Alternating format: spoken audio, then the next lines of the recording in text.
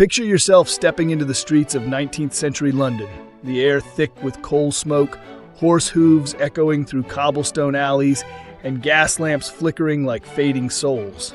Behind those polished boots and pearl-studded gowns hides a society obsessed with perfection and terrified of decay. But beneath all that lace and etiquette was something much darker. Death wasn't a distant thought. It was a daily companion. Families would sit for portraits beside their lifeless loved ones, forcing smiles while the dead were propped up to look alive. These eerie photographs, known as memento mori, hung in parlors as loving tributes, reminders that death was never far away. Women fainted not from emotion, but from suffocating corsets, so tight their ribs deformed, yet they called it fashionable restraint. Perfume was made to mask the stench of unwashed bodies, and tooth powder contained crushed bones and mercury. Even love was ritualized. Locks of hair from the deceased were woven into jewelry, turned into mourning rings or delicate brooches worn over the heart. Every object whispered grief, every dress concealed discomfort.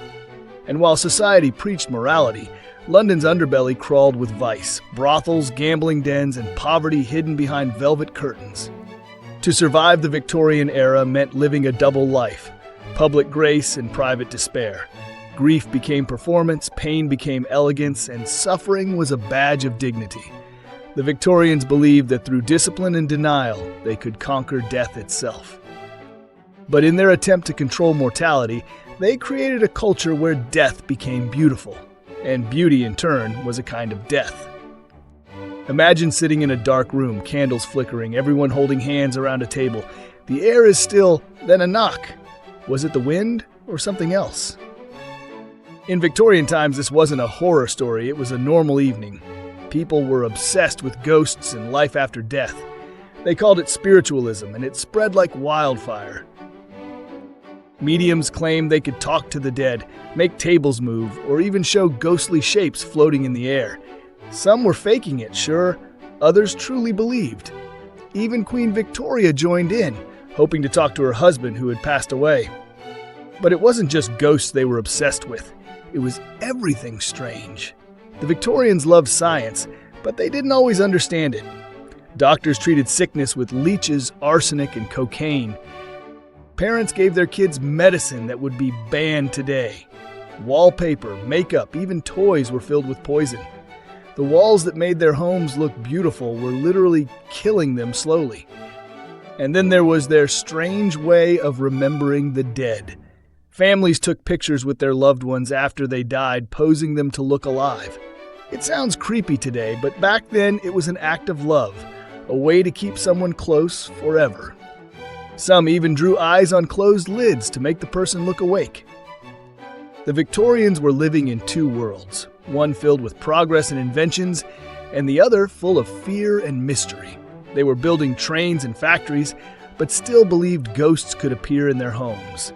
They were proud, curious, and terrified all at once. When you think about it, maybe they weren't so different from us. They just wanted answers about life, about death, about what comes next.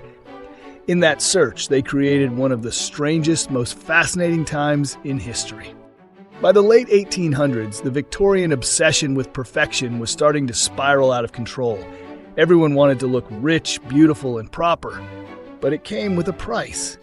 Women wore corsets so tight they could barely breathe. Some even swallowed tapeworm pills just to stay thin. Men used oils and weird mixtures to cover bald spots, and when doctors ran out of answers, they turned to shocking cures like electricity and opium. But it didn't stop there. Even grief became a business. If a loved one died, there were rules for how long you had to mourn. Entire shops sold only black clothes, veils, and funeral jewelry. Rich families would spend months in mourning, showing off their sadness as if it proved their love. Poor families struggled just to bury their dead. It was heartbreaking, but to Victorians it was the proper thing to do.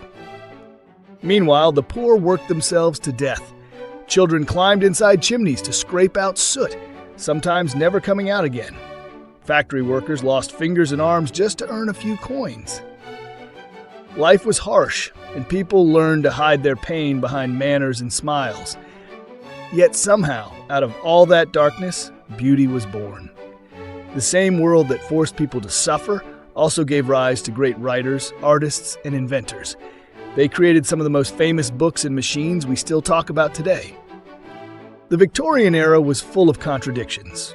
Elegant but cruel, advanced but superstitious, proud but scared. They built massive cities, yet many of them died in the shadows of their own success. Maybe that's why we're still fascinated by them.